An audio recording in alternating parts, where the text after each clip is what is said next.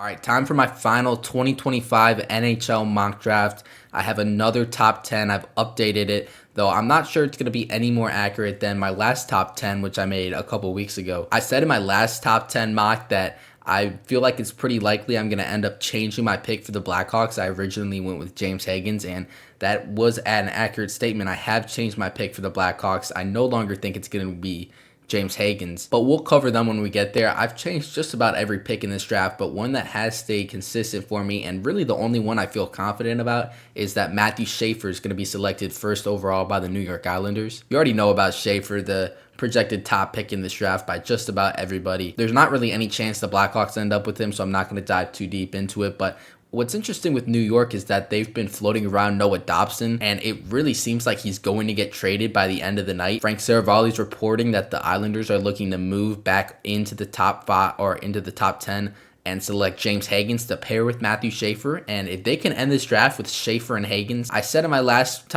mock draft that I don't think it would be good for them to trade Noah Dobson, but if they can somehow get James Higgins in this draft and pair him with Matthew Schaefer, I do think that would be worth the trade. All the details we really have right now are that Montreal and Columbus seem interested, and then I would assume that New York would package some of those assets that they get in that trade and move back up and try to get James Higgins, who's really been projected all over the board. I'm not going to mock a New York Islanders trade, but I do want to float it out there that I think there's a possibility they could move up with Nashville at pick 5. Nashville doesn't really seem linked to anyone too particular. I'll put who I have them mocked to in this draft a little bit later when we get to them, but I do think Nashville's kind of that range where we see the Islanders potentially move up. Maybe it's a little later in the draft, but there's really no telling where Higgins can go. He doesn't feel like a lock for the top 5. He might not even be a top 7 pick either, but I'm going to cover him when I get to him. I just wanted to float that out there. I find it really interesting, and I think this draft is going to be super, super fun. I think there are going to be some big trades and some involving top 10 picks. We'll move on now to the San Jose Sharks pick. And I do have the San Jose Sharks selecting Anton Frundell. And in my last mock 2 weeks ago, just to show you how much things have changed, I was talking about Michael Misa with pick number 2, and I was saying there's like a 10% chance the Blackhawks end up with Misa, and it would have to be through a trade up. But with the recent reports we've gotten in the last couple days, it seems like Anton Frundell is now the more likely pick at number 2. Though I do still feel like it's a toss-up. I don't think it's like confirmed that it's going to be Anton Frundell, and I think we are setting ourselves up for failure here with hoping that Anton Frundell goes at 2. But all the reports coming out are that the Sharks really like Anton Frundell along with Michael Misa, so it really feels like a 50-50 flip. We'll see who they end up taking. I'm going to mock them Frundell just because I really want it to happen. I personally haven't seen that Frundell hype, though I haven't watched every game of his throughout the season. I know he can be a really good player in this league, but I don't quite see the Alexander Barkov that a lot of teams seem to at the top end of the draft. But hey, I hope he reaches that potential, and all the buzz he's getting I think is good for his stock, and even if he did fall to Chicago, because if he doesn't go to San Jose, it seems like Frundell's going to go to Chicago, I would still be very happy with the pick. There's a lot of stuff to like with Frundell, and he does seem to have really high potential. Obviously here at 3rd overall, the Blackhawks, I have selecting Michael Misa. This would obviously be best case scenario for the Blackhawks if Frundell goes at 2 and they can get Misa at pick number 3. Misa, like I've said in my last mocks and when I've talked about him, I feel like he's really the only player in this draft that you can feel really good that he can be a player next to Connor Bedard on the top line. None of these other guys feel like they're locks for the top line. I said in my last mock that I do think Higgins could potentially play that top line, but I think Misa is 10 times more of a safe bet that he can get to that top line. He can play the wing, or you could even put him at second line center if you wanted to, though I think I would prefer playing Misa on that top line with Connor Bedard and give him some help. Misa also might be the only guy in this draft that has a legitimate chance to be playing in the NHL next year. I mean, I don't need to talk about Misa too much. We obviously know how good of a player he is, and for, in my opinion, potentially the best player in this class to be here at 3, Blackhawks have to run to the podium if that's the case, and I think they will. I feel confident that if Misa's available at 3, he will be picked by the Blackhawks, and it seems like if Misa's not available at 3, it's going to be Anton Frundell here. We'll see how it works out. I'm hoping for Misa. I know a lot of Blackhawks fans are as well, and I'm just going to feed into the hype by mocking Misa to the Blackhawks at 3. So with all the hype around Frundell, it's really made the top 3 kind of chalk, even though you don't know exactly what order Frundell or Misa are going to go in. We know that's kind of going to be who's in the top 3. So the draft really starts here at 4 with Utah, And for Utah, in my last mock, I had them taking Porter Martone, which I still think is a possibility, but it seems a lot more likely that they're going to end up going with Caleb Denoye. Now, Denoye, if we look at it from a Blackhawks standpoint, he's really the only prospect left on the board that could potentially be picked at 3, though I think it's rather unlikely at this point. It seems all but confirmed that Frendel or Misa is going to be the Blackhawks pick, though it seems like Denoye still has the outside chance. And personally, I'm a fan of that. I really like Caleb Denoye, and if Misa goes at 2, I would actually probably prefer Caleb Denoye to Anton Frendel, though I know it is pretty close. Now, the talk around Denoye and what kind of people try to say to bring down his hype is that, yes, he does play in the Q, which is not a great competition league.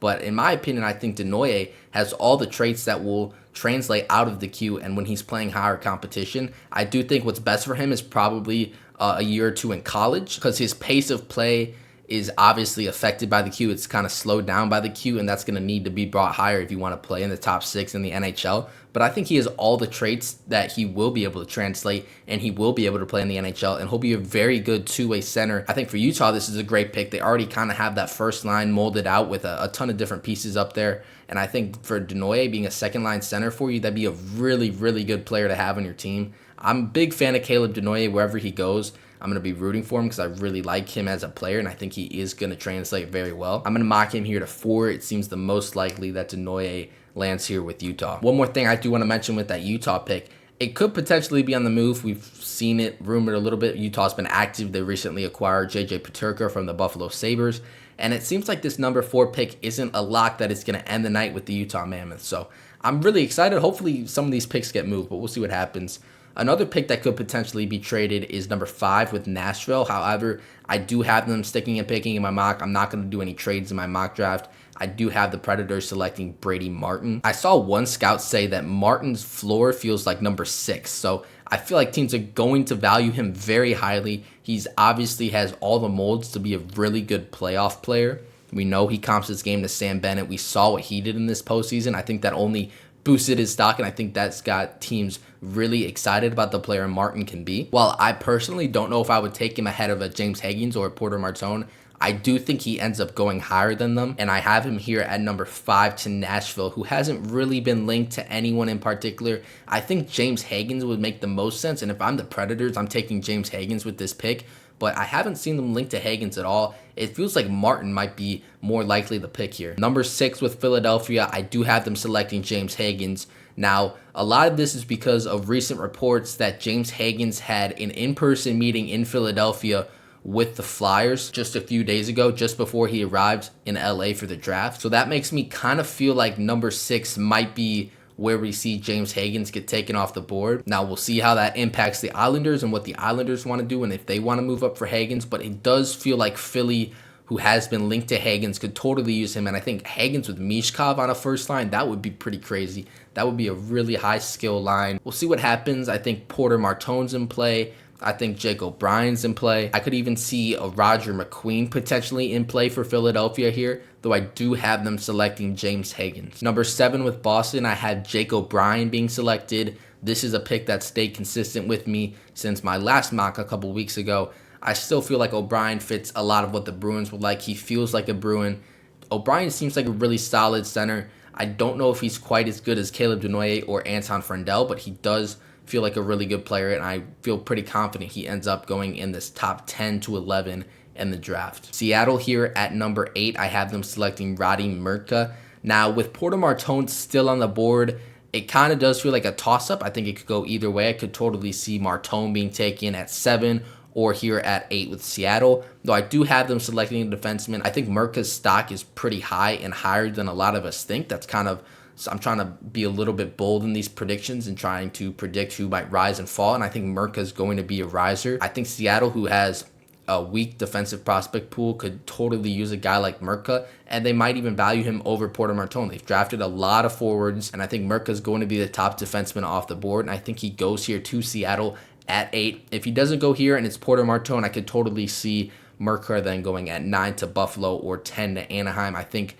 8's kind of where we could potentially see him off the board. Number 9 here with the Buffalo Sabres, and I have them selecting Porter Martone. I think they're super pumped to see Porter Martone fall down here, though I could see if Martone's still at the board at 9, I could see a team like the Blackhawks potentially, or a different team, move up to select Porter Martone. I think if the Blackhawks made a move to get 9 and select Porter Martone and you get Michael Misa, that would be pretty cool. So maybe that's just me kind of being a little too hopeful here. But I feel like 9 might be the floor for Porter Martone. I don't really see him falling below that. I think the floor for Porter Martone is here at number 9. I do have him falling a little bit because he could be picked as high as 4 in this draft.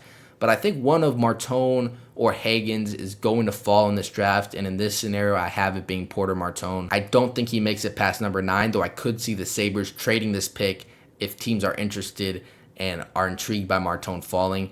Or they could just stick with it as I have in this scenario and just take Porter Martone. And at number 10, another pick that stayed consistent with me is Victor Eklund. I think the fit in Anaheim for Eklund makes a lot of sense. They could use another middle 6 right winger, and Eklund has all the makings to be a really good, solid second line winger. I just think this fit makes all the sense in the world, even though it may leave a guy like Roger McQueen off the board. And McQueen, who I think his floor might be number 11 to Pittsburgh. I think, like in this scenario, if he doesn't go in the top 10, he'll be snatched by Pittsburgh with the number 11 pick. But I could see McQueen going as high as number 5 to Nashville. And I think really once you get to that Nashville pick, I think McQueen could be going at any pick after that. Would not be surprised to see him be a top 6 or 7 pick in this draft. Just in this scenario, I do have him falling to number 11. So here's my updated 2025 NHL mock draft on draft day. Now, hopefully I can get at least a couple of these picks right, especially the Blackhawks pick. That's the one I'm hoping the most. But the draft is super unpredictable, especially on a year like this where we could see a lot of trades happen in the top 10. We'll see what happens. This is what I'm feeling like on draft day. I really hope we end up with Michael Misa.